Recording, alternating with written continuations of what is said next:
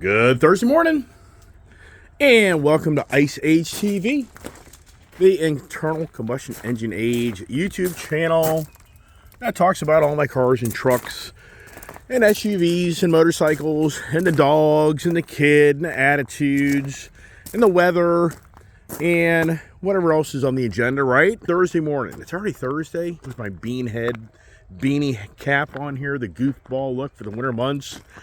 Cool up here. It's cold, but not real cold. But hey, good morning, everybody.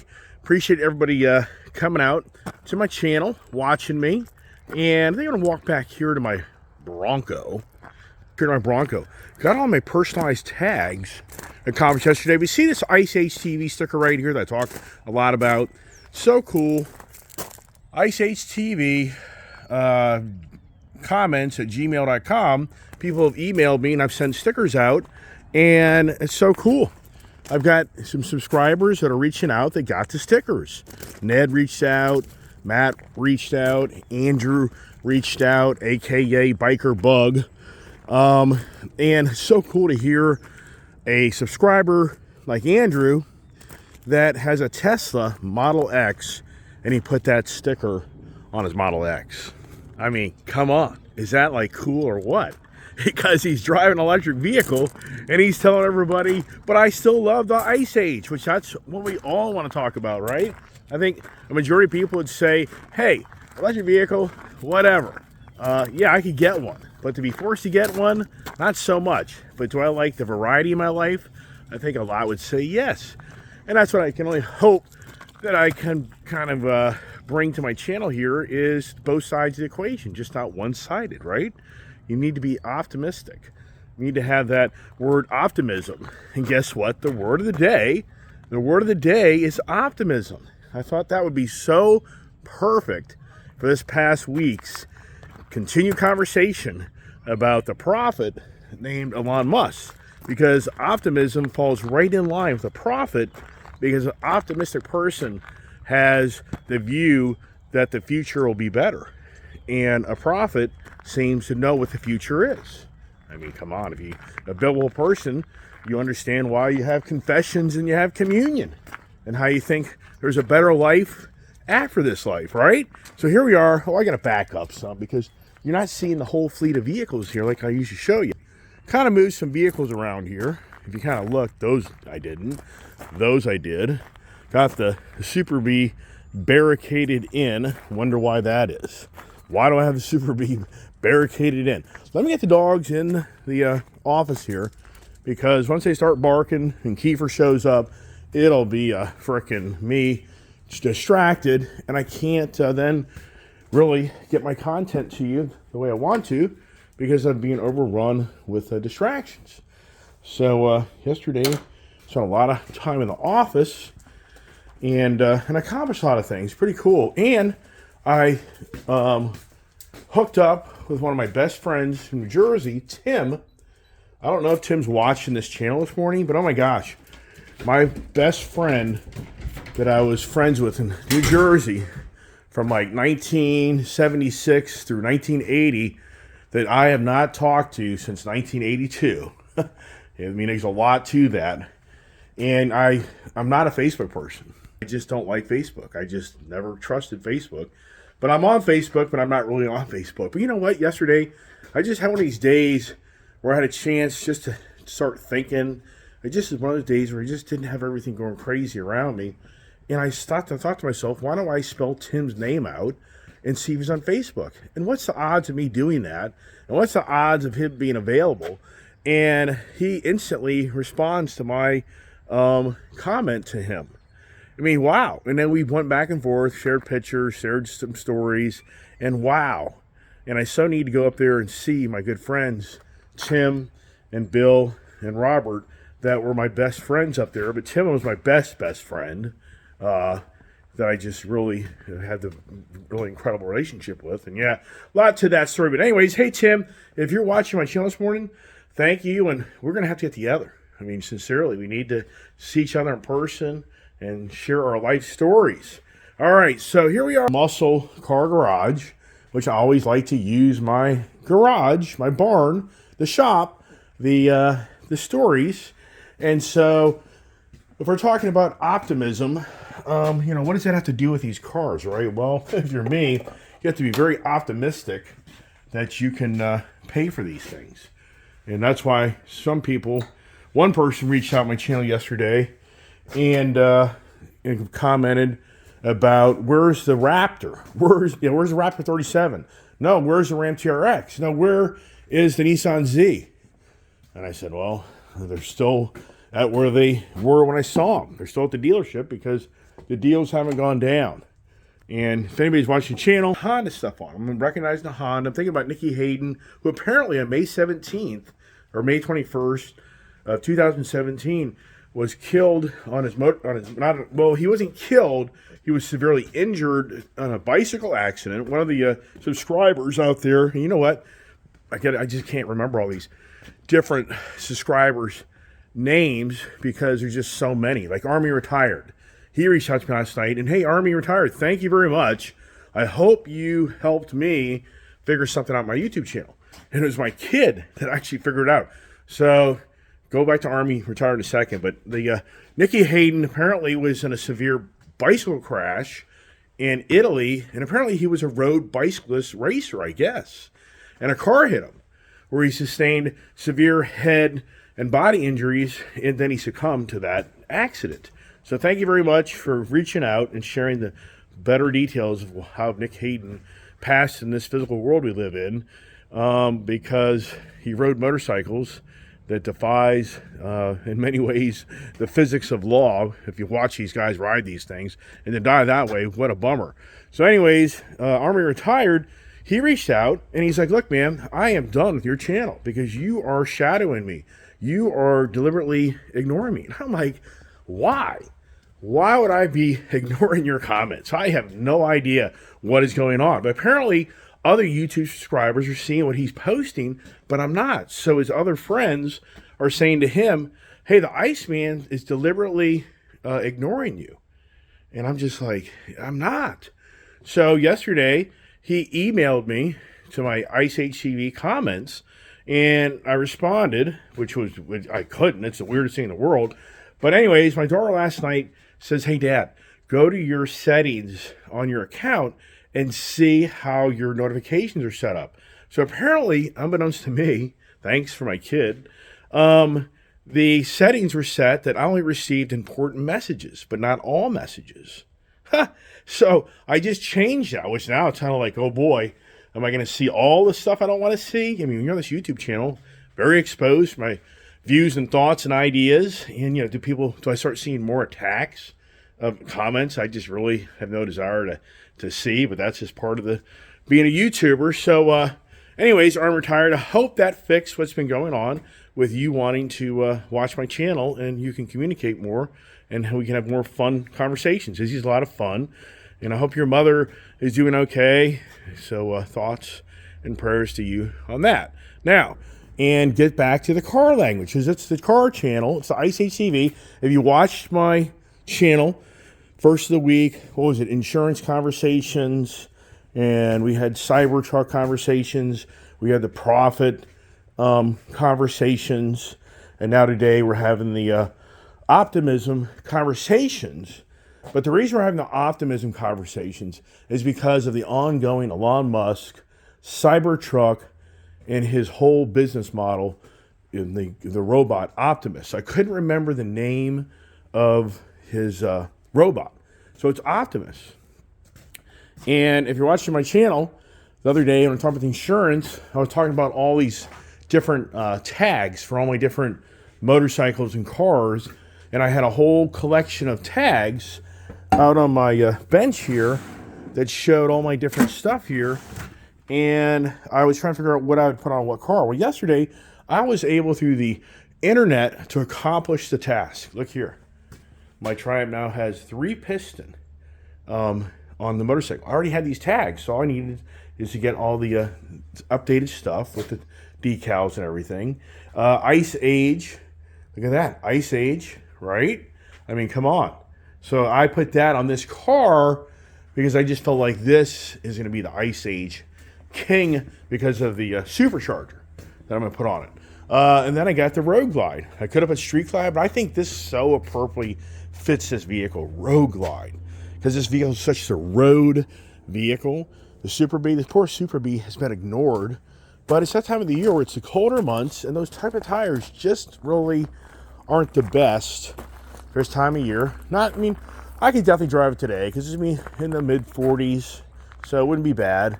And then I got the Dog It on this here, and I have Dog It on my Florida truck as well, which I think I just made that up. Dog It, your dog in the truck. Then we got my kid's horse Prancer. Some people are like, man, I wouldn't show your license plates. I mean, in all sincereness, I don't know. I mean, if you want to come see me. I don't know what's going to come from all that. We do drive these vehicles down the road. You got the one EV age. Then I have my personal initials on all the other vehicles. And in this vehicle here, I may have to go to Florida to get this freaking thing re-registered because it's all screwed up in the system because we sold it and bought it back. And I don't know if they get all the paperwork done right. Just another freaking project. But anyways, back to Elon Musk. I don't have any personalized tag on my Bronco down there, but then I put one on my wife, and she's like, oh, now everybody knows where you live. Well, they probably do anyways. I mean, it's not that hard to figure out in today's world where people live. So anyways, see the Street Bob? That's from the deer crash.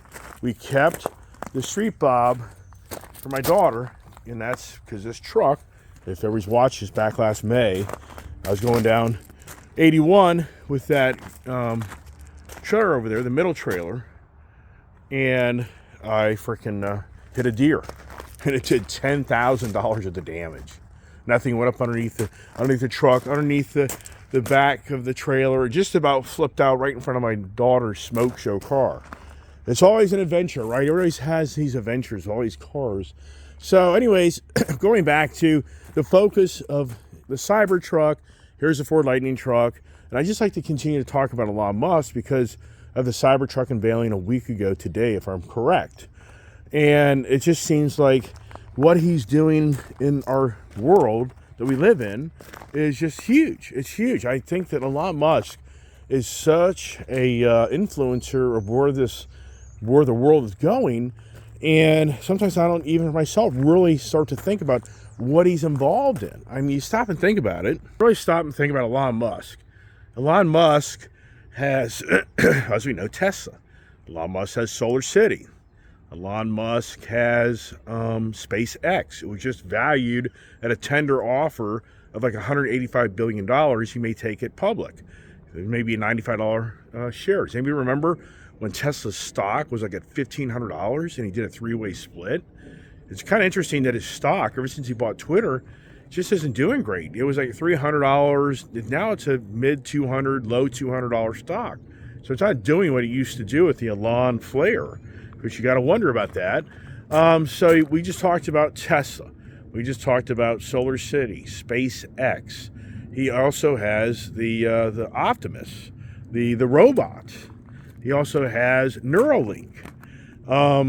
What else does he have? I'm not even thinking. So you think to yourself, where we're going in today's society, think about, he has control in so many ways of transportation. He has control in space exploration.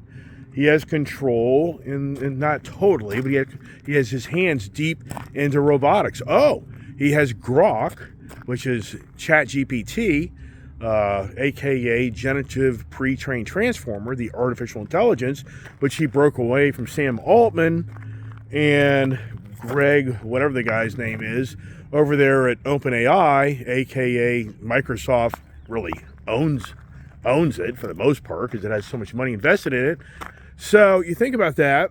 You think about how for Elon Musk, the guy is the center of what was the movie? What was the movie with, I can't even think of the space guy. Oh my gosh, I can't. The bald-headed guy.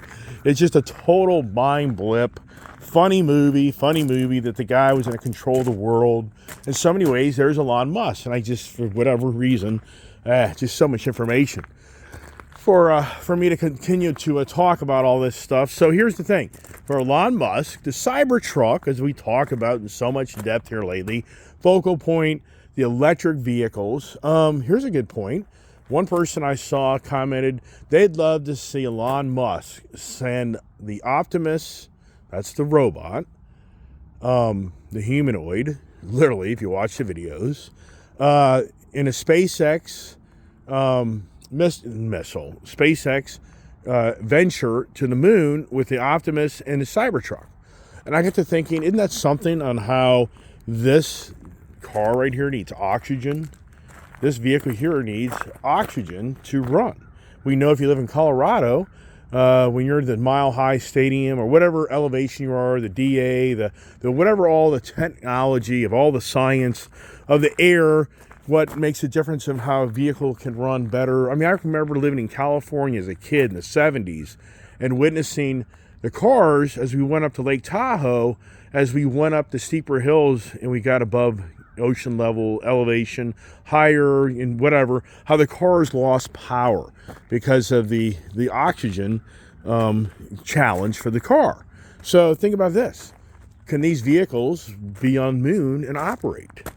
I would have to say they can. Why wouldn't they? Is what's in there, what is in that Cybertruck that would not, why would it not be able to be on the moon's surface without any modifications? I don't know. I'm just asking. Somebody that's more of a scientist would probably have a better answer to that. So here's Elon Musk.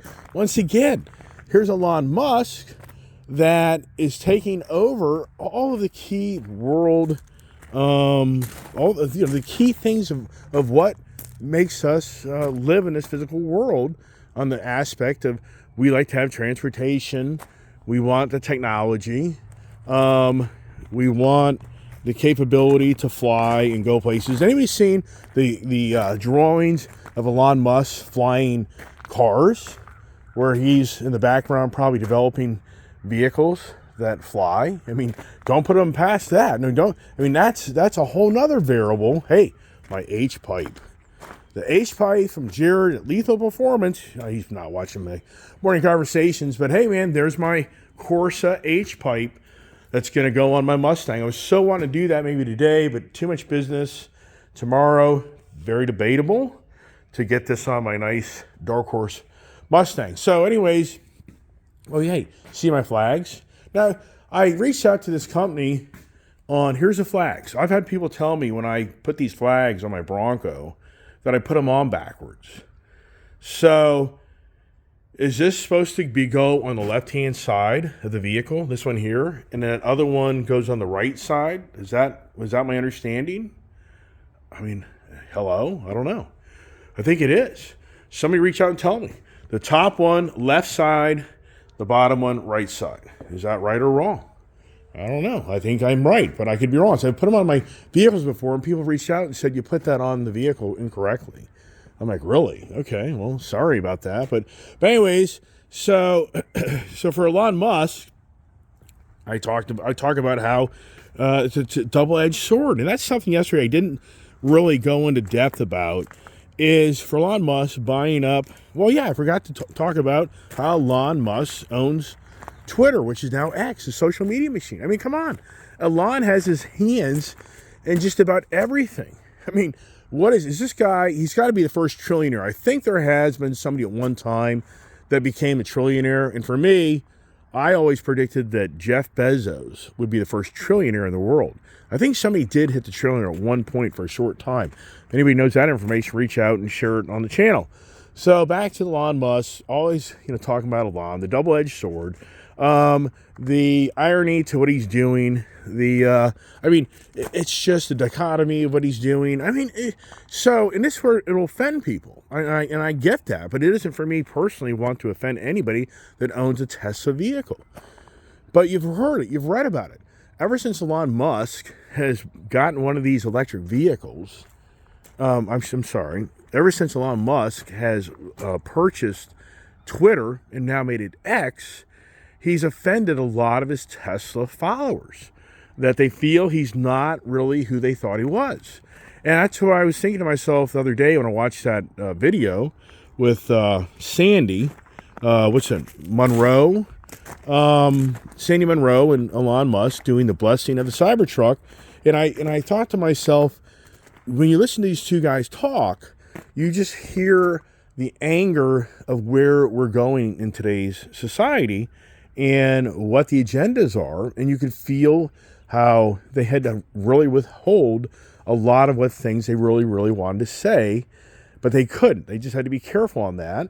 And I think, but here's Elon Musk. That's the guy that brought the green agenda in the electric vehicle segment to its fastest pace and biggest ever in modern times. Elon Musk is the driving force, even though China was on this EV page way many years ago. I've talked about how there's tons of electric vehicles built back in the 2000 years that are just abandoned in numerous cities in China because they couldn't design these things to go very far. And that was a huge challenge. That's a huge challenge with these Optimus humanoid robots. There's a company out of Georgia, well, a company out of Oregon that is right now has robots in a like Amazon style warehouse where these robots right now are going to replace a lot of the workers. And their hourly wage, based on how many hours they'll get out of these robots, it's called like Agility or something. I don't know. There's a lot of different companies out there. Boston Robotics, Hyundai actually bought out Boston Robotics. If you see the four-legged dog that can do walk, and seeing that they now have a humanoid robot that can do backflips, that's now owned by Hyundai Motor Corp. But anyway, so the challenge of these humanoid robots right now for the real use in like an Amazon warehouse is they have like a 2-hour battery life, and they have a 35-pound max lift capability. But what they're saying is that that's all going to change. They're saying that as they build more of these robots, that's going to turn into a $2 to $3 an hour average expense on the life of that humanoid robot, because of how drive down the cost once they start making these things by thousands. Their goal is to build 10,000 robots a year. So going back to Elon Musk, but I got to finish up the Optimus thing as well so that I don't forget that conversation. I start talking about things, then it's just a lot of information I'm trying to convey to you through the channel, and I get sidetracked, and then you probably think, well, you never really finished that statement. And right, I don't disagree. So with Elon Musk, the Optimus robot, he says in his video that he really he sees the prophet. Okay, this is the prophet, sees the future. He's the optimist guy. He's the optimistic individual. He sees that these robots will be, in his world, one for every 2 humans. He sees 20 billion, maybe 40 billion of the Optimus humanoid robot that's coming to us in the future. Wow. I mean, just think about the amount of money that Elon Musk is getting ready to make just out of that. And he talks in great depth about how the robot is learning things. And we'll go back to that in a second. To finish up Elon Musk, the double-edged sword, the irony to what he's doing, the Sandy Monroe conversation, it all goes to on how, in one aspect, Elon Musk is wanting to help the world be a better place. But at the same time, his culture, his followers have been more of the green agenda, more of the different ideologies. And now he's got a huge challenge because from being on X, formerly Twitter, he's being called out for his views and what his ideology is. So he's losing that, in some ways, culture and base of his followers. And the people on Tesla cars that are more in depth in this, be more than happy to hear you guys reach out and say, well, it's not really that radical as some may make it seem, even though you've heard the big personalities and select people say, I'm getting rid of my Tesla because of Elon Musk, because of his attitude and the way he looks at the world. But in so many ways, he's the guy that excited you on trying to be the optimistic person wanting to make the world a better place. So there you go there, right? But here's the thing. It goes back to this artificial intelligence of the vehicles becoming their own. And that's the goal. Let's get the car opened up here. I wanted to show you something yesterday that I kind of forgot to bring up. One thing I like about the Ford Mustang new ones. I don't know if the lower model ones have the struts. And some guy made a rude comment saying that I slammed this hood down. I can't get this thing open, but there you go. Sorry about that. See, it has the gas struts. Typical ones don't. You have to grab the stupid ass metal rod, which looks so, reminds me of a foreign car. But yesterday, something I forgot to mention about the car here. And once again, lots of information. Artificial intelligence, the Cybertruck, the Optimus Day, the computers are overtaking our livelihood. And can I get this one up? I can, even though it seems like a bigger hood. So this is what I seen about yesterday, which I didn't talk about, is I talked about it, but I didn't go into great depth. Here is this car here that I'm going to put a supercharger on. And this is a Coyote motor. This is a 5-liter, 302 cubic inch motor, 500 horsepower, like 418 foot-pounds of torque or something like that. And so, let me drink my coffee. As you get to look at the dark horse. I think this thing has really good lines. I really like the look of this car. Even though I had a GT500, I love that car. A lot of money. So here's the 5.0 motor. This car is a true car, I should say the motor. This motor is used in so many applications. It's true and tried. And it's just a really, it's had its issues. It has a ticking issue. Even the Mopars have had ticking issues. They all have issues. But overall, this motor here, it's known you can put a supercharger in this car and get 800 horsepower out of this motor without it blowing up on you. You can push it to 900 to 1,000, but we know 800 is a solid number without having to do any mods to the motor, which is so cool.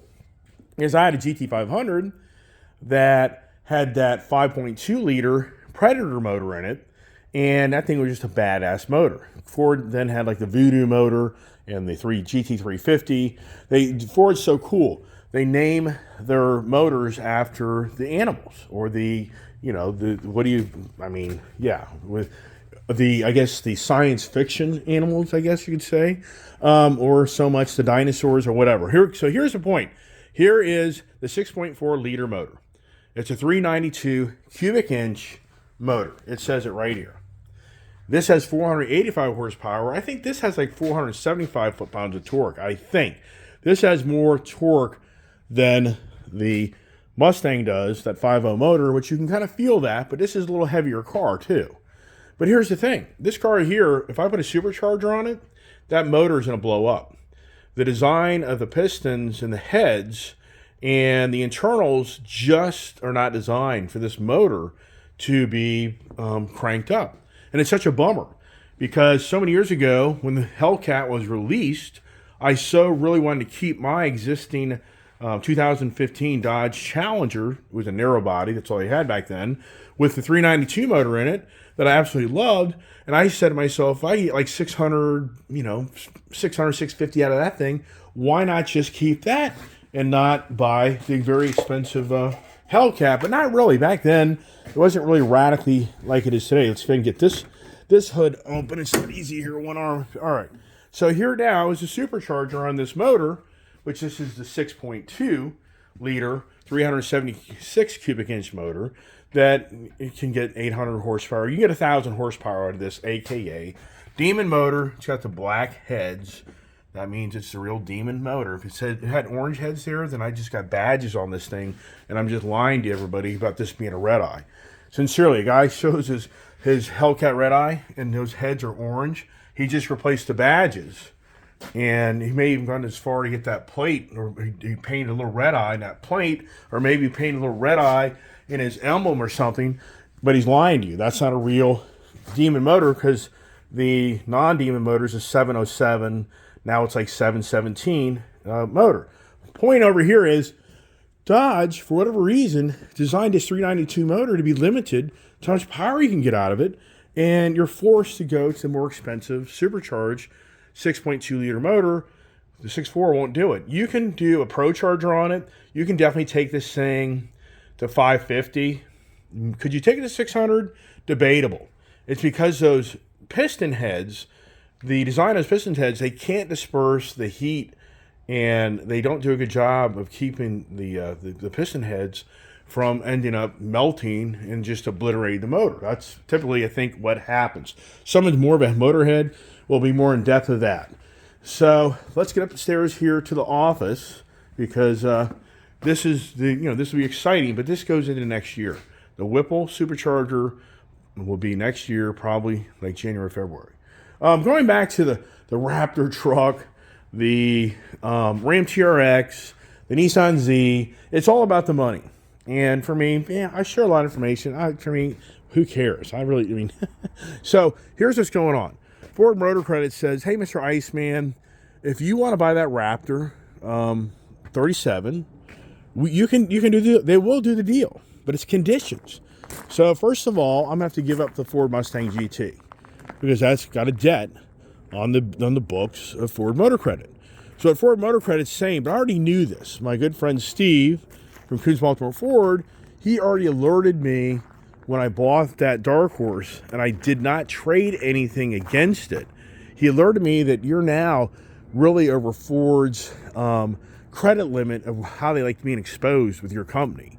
So what's going on is Ford Motor Credit is saying, hey man, you can buy the Raptor 37, but you're going to put a lot of money down. Yeah, a lot of money down. So they want $47,000 out of my pocket to buy that Raptor 37, because they want me, in some ways, they want me to pay down the debt. So that's just kind of interesting to me. Is like, I'm already at a cap on you guys, and I actually have gone over that cap, but now it sounds like you're trying to get me to even buy down to be under that cap. So that's where that all went. It's not going anywhere. There's no way I'm in a position to put that type of money into a vehicle. I have too many vehicles. I've said it many times. If I had any brains, I'd buy one car. I would spend all the money I spend on all these other cars. I think it'd be paid off very quickly. Then I would buy another car. And then over time, with all the money I spend on all these cars, that would be paid off very quickly. If I had any brains, that's how my life would be. But I just don't have this type of brains. Why? It turns into, because I just want another car. And I just want another car. And I just want something different to drive. But I've talked about this numerous times. If you look at my habits, I sell something just to only buy it back. You know how many Dodge Chargers I've had now? Since 2015? I mean, I would say at least 4 or 5. You know how many Dodge Challengers I've had? I mean, not how many Ford Mustangs I've had. So it's just incredible on how I'll sell things just to buy them back. When they're just a different flavor, different color, but in all sincereness, this new GT Mustang really is a nice vehicle. And this now is about the optimism of the future, which in all sincereness, it should be the pessimism, because these things are not going to be built anymore by the end of this month. The end of this month, this is it. I think Bramilton manufacturing plant out of Canada is going to be probably taking the holidays. So is there another 2 weeks of these being built? And that's it. So for me, being optimistic, I'm on the page and I'm buying these cars, and eventually you won't be able to get them, and they're going to hold their value. But the pessimistic guys can say, there's a ton of these things in the market, you're wasting your money, and they're never going to have any great value. And I think you're so wrong, because once the lights turn off in the production of these cars, eventually the lights will turn on for people to realize it, and they're going to start buying these things up, and they're all going to disappear. Yes, I mean, the real narrow body, the V6 ST, the 5.7 Hemi motor, will those be sitting around? Probably. But you go for the 6.4 wide body Super B package, I'm sorry. This is not a dime a dozen package car. So they're just not going to be sitting around, I think, forever. So that's where I'm being optimistic. And a lot of people are being pessimistic. All right, let's get into the office here and keep the morning conversation of being optimistic. Do you think I'm optimistic? I mean, come on. I mean, what creates success in life? It's the word positive. Optimism is having a positive feeling. My book that I talk about all the time isn't my book, but the Think and Grow Rich book, that is actually my theme of my channel. If you watch that video, the number one thing that Napoleon Hill saw in individuals, they were optimistic. They had a positive mental attitude. I talk about that all the time. And you get out of bed in the morning, what is your, what's your thoughts? Are you a positive mental attitude person? And it sounds simple, but I know so many people are so negative, and they wonder why they're so unhappy in their life, because you have a negative attitude. You have a lousy outlook on life. That's why. It's a no-brainer. Just like anything. I mean, if you don't take care of yourself, it goes, it gets heavy and deep, right? In the morning conversations, yeah. Got to get the heat on. It's cold. Hey, the keeper boy didn't interrupt the morning conversation. You see why I don't have. Here's the first thing: the kid so loves the Kiefer dog that she gets all mad at me if I take and keep the dog with me. She wants him inside the house as she's making me my breakfast. My daughter makes me an egg sandwich like every morning for the most part. So, got to get some water. It's really dry out, so need that water. Sorry for having watched me drink my water, but got to keep the water coming to keep the voice going. A lot of talking here. So you do this stuff. When I got this YouTube channel going very many years ago, my voice and throat would actually be very sore because just of all the talking. Until you talk for me close to an hour straight, and you got to remember, I'm still talking throughout the day to my customers and other things.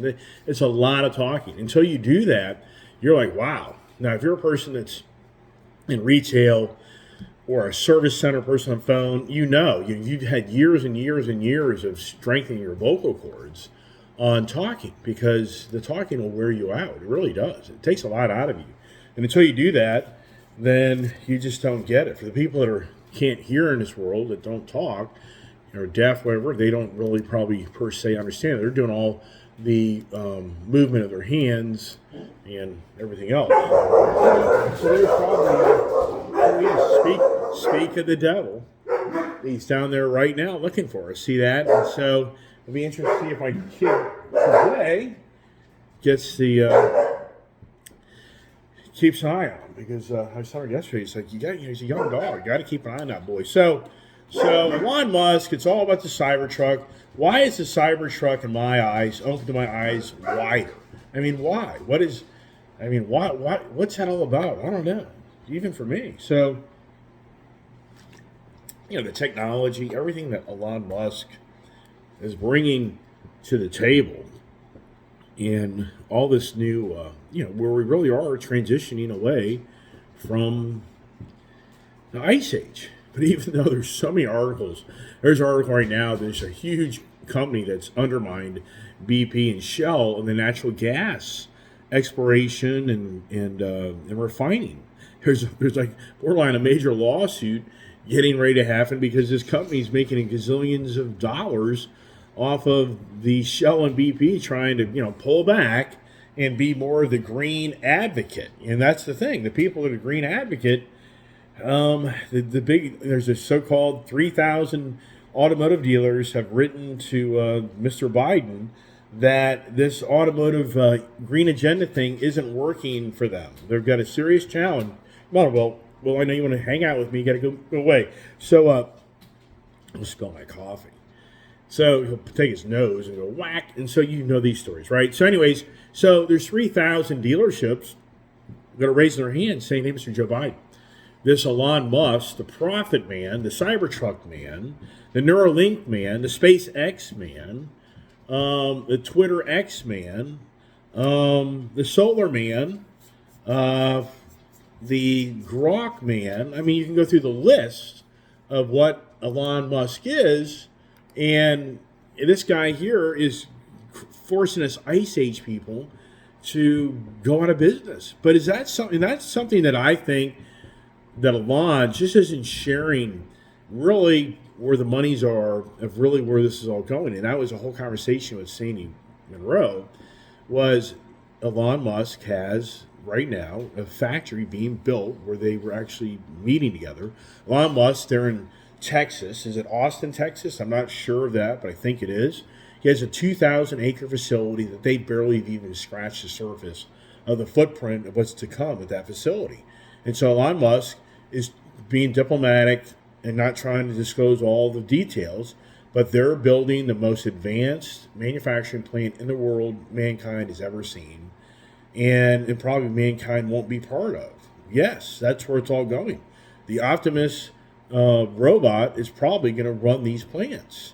And that's where I think Sean Fain, this guy Sean Fain, is pounding his chest right now on how he got the big three to cave to his world, to making them pay people the right amount of money and be treated better. Elon Musk, on the other side of the equation, is getting rid of the human factor of the manufacturing for what he's bringing to market next. I don't know all the details. I'm just speculating. But the way Elon Musk talks, this new manufacturing, we believe it's going to be called the Model 2, a Tesla product that's going to be a price beater product. He already knows. He already sees what's going on in China. He already sees what BYD is doing, SAIC is doing, CATL is doing. The list goes on and on. There's 100 plus Chinese automotive manufacturers over there. They're building electric vehicles, and they're very inexpensive. So he already realizes the challenge he has to compete with them in the future. He's going to have to be an incredibly efficient operation. You just heard me talk about this one company that's developing these robots for Amazon, where right now it's a $10, $12 value per hour on a 20,000 hour humanoid robot, but their goal is to get it to $2 to $3 an hour for the warehousing and the Amazon business model, to be able to put all these robots out in the warehouse that replace the humans, the humanoid. So Elon Musk is building his factory apparently right there where he was talking, and it's going to come online, sooner than later. Which is that a year from now, 2 years from now? But he claims in Mexico, people are speculating he's going to have one in Mexico, but he made it sound like that is a challenge to get into Mexico. That's a whole other ballgame. So he's not really focused on that, even though I've talked about in my conversations here where BYD is trying to get the relationships in Mexico. And Carlos Slim, I don't know if you know who Carlos Slim is, but my father used to be in the telecommunications industry. That was his main career. And he has met with Carlos Slim. Yeah, my dad back in the 90s met with the big guy in Mexico, Carlos Slim. And if you kind of just take basic understandings of business and relationships, in Mexico, where do you stuff the pocket? Front pocket, left pocket, right pocket, back pocket? Which pocket do you stuff to get what you want? And so to me, in so many ways, it's to me like Elon in some ways hinting that they're expecting something from him bigger than he wants to give them to build a factory down there. And I'm sure that's what it's all about, because they know this guy's got money. When you show up, and that's what my wife has always said, when you show up in your fancy car, or whatever it may be, you're automatically, radiating that you have all this money, you have all this and that, not realizing that all the money went to the car payment, right? Who doesn't know these stories, right? I mean, come on. I mean, you know as well as I do. Get rid of all these cars. What boat could I be on right now? I mean, sincerely. If I got rid of all these cars, just to get really down to basics, what McMansion house could I have? I mean, come on. But where's the fun? But I'm an optimist guy. I'm optimistic. I'm going to have all these things, and I'll have my big boat. I'm going to have all these things, and I have my big house. I mean, that's just the way I look at things. Probably delusional in that, as I piss all my money away in all these freaking cars. And the pessimistic guy goes, yeah, eventually you're going to have none of that, and you're going to have a tent sleeping with the homeless people. Well, I guess that's possible too, but I guess I just have to find be optimistic about the tent and where it was placed. If it's placed in the right place in the West Coast, I can do whatever I want. And that's what's going on too, is all these states are building. So in Las Vegas, apparently Las Vegas, they have cleaned up the homelessness in the streets of Las Vegas. And what people don't realize, it's a dirty trick, because I've talked about this in videos way back, that the reason people flock to San Francisco, Nevada, Wyoming, Montana, there's laws that were written years ago that the states have to have X amount of public beds for public parks, And if there isn't enough, then whoever shows up after that has the right to set up camp and camp there, and they can't kick them off the property. It's actually a fine against the law and order of that city or county by the federal government's written law that you can't be inhuman to others if you don't have enough beds. So this is what's going on in Nevada. They have built out all these little shelters that have met now these guidelines for the public space of what is in so many ways the appropriate number of beds or sheds for the, I guess, the population of whatever. But but at the same time, now it's giving the authorities the power to get rid of the people that are trying to set up camp there, because it's all on how you read the language and all. So I read a whole thing on the third day, and so these people are really glad they're cleaning up the areas there in Las Vegas, but at the same time, what they're not talking about is all these other people that don't get these little nice hutches, whatever you want to call them, the sheds, are being forced out of the area, and now they can legally get rid of them because they've followed these governing bodies' laws. And that's what I was talking about yesterday, the governing bodies' laws with Elon Musk. He's so creating all of this technology that for you and I, you just have to truly believe that the future of us being controlled more than ever is really here. With all this, the Neuralink, with Elon Musk wanting that. I mean, if you don't know what the Neuralink is, I think most people do. It's he puts a chip in your brain to help you, I guess, process information better. Do we need that? Do we need a lot of that to help process information better? I mean, wow. But I mean, you're seeing all this artificial intelligence.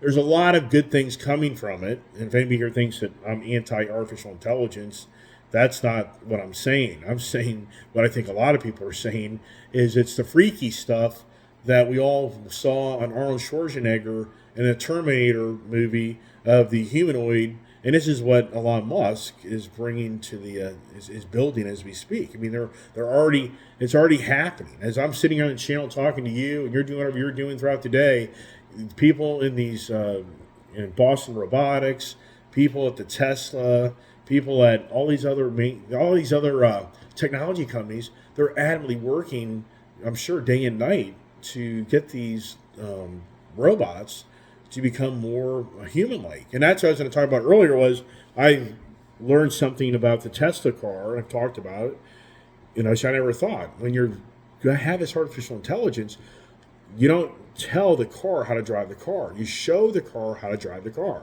So that was a big eye-opener for me. So you can only imagine what's going on with these robots, humanoid robots, is they're watching. They're not being told what to do. They're watching what you and I do. They're watching what the human beings do. And that's how they're training the artificial intelligence to be human-like. That's why I call it humanoid. So, wow, isn't that something? Which I would have thought you'd have all these techie guys trying to write into the programming of what the robot's supposed to do. But apparently, what the Tesla's FSD, full self-driving, the way that artificial intelligence figures things out is by watching all these videos of how cars operate. And I've talked about that a gazillion times. And all these cars have all these cameras.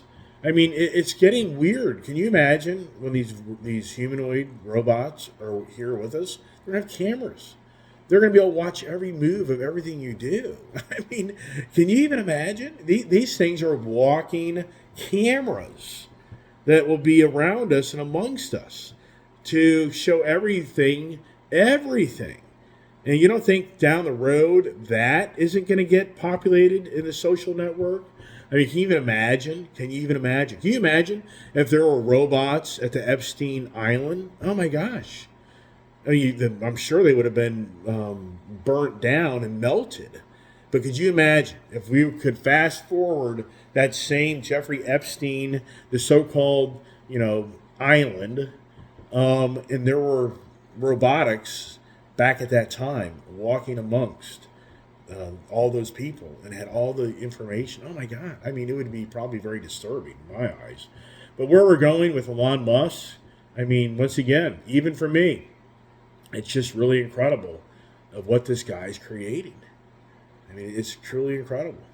So we're gonna wrap it up with that. And what happens with the, what happens now with the Nissan Z? It's incredible. Some of these guys call me. It's like, don't you remember this conversation that Nissan Finance didn't approve? And then Ally Financial, actually, they're reaching out now. But I've been down this rabbit hole so many times.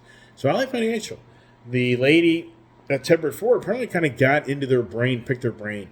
So they're wanting a lot of information out of me. A lot of information. And I'm just like, really? Just to buy a truck? Just to buy a truck? I mean, just you're going to have exposure to me like little to nothing of a vehicle? And you want, what do you want? And I'm like, no, but I already know how this plays out. That's their overcoming the objection or overcoming the questioning of why they're calling me out. Because they never required that before and had 3, 4, 5, 6, 7, 8 vehicles at one time, financed with them. They never ever wanted all this detailed information about me, but all of a sudden they want all this critical information. I'm like, yeah, let me bring it to you. And then I'll turn into, well, we've kind of looked this over, and now, how many cars do you have? Where's all this money? It just turns into the rabbit hole. It's like, no, I'm out. It's not a big deal. It's not a big deal. If I really, really want that Raptor truck, all I do is take 2 of my Ford vehicles that I have here, and I trade it for the Raptor. Wait a second. Wait, now, is that Neuralink chip activated? Yeah, you didn't know how to neuro chips right here? This little thing here, is that the Neuralink chip in front of my brain, my head, the pea-sized brain? Yeah, there you go. Yeah, but what 2 vehicles do I give up? Am I going to give up the race truck? Am I going to give up the Ford F-450? Am I going to give up the Tremor? It gets deep and dirty. All right, I've talked enough. I know. I'm sorry for anybody out there. Hey, really interesting. Nobody else reached out. I got one more $20 bill for your Big Mac McDonald's lunch or Panera lunch. Ice Age TV comments, Ice Age TV comments at gmail.com. I'll mail you a sticker with a $20 bill, lunch on me, if you give me your name and address. And others are getting them, and I really think it's so cool that so many are reaching out to get them and share their story. And then the one gentleman, Ben, out of New York, oh my gosh, this guy has such the cool collection over the years of motorcycles. And what's the odds that he had the same year Chevy Monte Carlo SS that I did? He had a 1986 Chevy Monte Carlo SS, and I think mine may have been an 87 or 88. I don't know. I can't exactly remember, but it was in that same model frame, and I had one of those with a 305 motor, white. I think it had the white, the red striping on it and everything. And but he has some of the coolest motorcycles over the years. Hayabusa, Kawi. He's a Kawi guy, Suzuki guy, Honda guy too. So that's really cool, Ben. If you're watching my channel again, appreciate you reaching out. And he shared with me pictures of his really nice triple nickel Challenger wide body with a shaker hood and a Subline green. Didn't have a shaker head on it. It's a 2023. So thanks again for everybody watching my channel. Appreciate all the nice comments. I'll probably see now more comments, and maybe are they nice? Hey, Iceman, let me tell you the real way it is, dude. Yeah, I hear you. So, and if Tim, my friend's watching the channel, hey, man, reach out to me, and we got to get together at some point and see each other. So, everybody, thanks once again. God bless. Stay safe. Have a great day, and stay tuned.